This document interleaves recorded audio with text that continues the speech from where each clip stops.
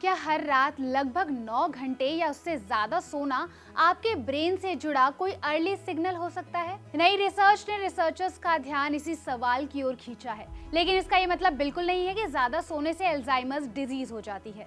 तो आखिर इस स्टडी में ऐसा क्या सामने आया है, आइए जानते हैं। हाल ही में Alzheimer's and dementia the journal of the Alzheimer's association में प्रकाशित एक स्टडी ने स्लीप और ब्रेन हेल्थ के बीच एक दिलचस्प कनेक्शन दिखाया है। रिसर्चर्स ने 2400 से ज्यादा ओल्डर एडल्ट्स के स्लीप पैटर्न और ब्लड टेस्ट रिपोर्ट का एनालिसिस किया। जब उन्होंने दोनों की तुलना की तो एक खास पैटर्न सामने आया। जो लोग नियमित रूप से 8.5 घंटे या उससे ज्यादा सोते थे, उनके ब्लड में पी-टाउ 181 नाम के प्रोटीन का लेवल अपेक्षाकृत ज्यादा पाया गया।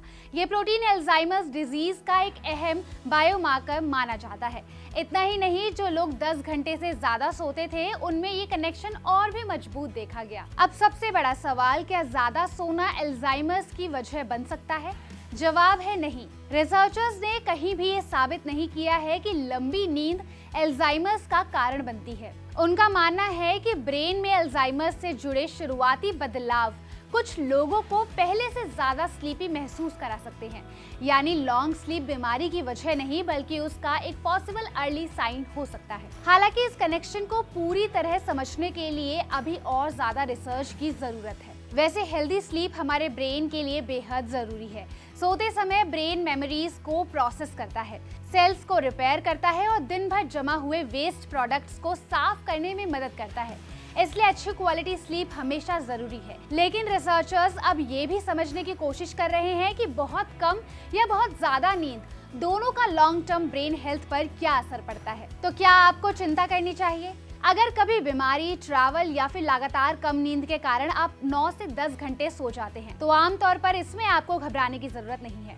लेकिन अगर बिना किसी स्पष्ट कारण के आपकी स्लीप ड्यूरेशन लगातार बढ़ने लगे और इसके साथ मेमोरी प्रॉब्लम, कंफ्यूजन या फिर रोजमर्रा के काम करने में दिक्कत भी महसूस हो, तो इसे नजरअंदाज ना करें। क्योंकि ज्यादा सोना सिर्फ ब्रेन चेंजेस ही नहीं, बल्कि डिप्रेशन, स्लीप एपनिया, कुछ मेडिसिन या फिर दूसरी हेल्थ कंडीशन से भी जुड़ा हो सकता है।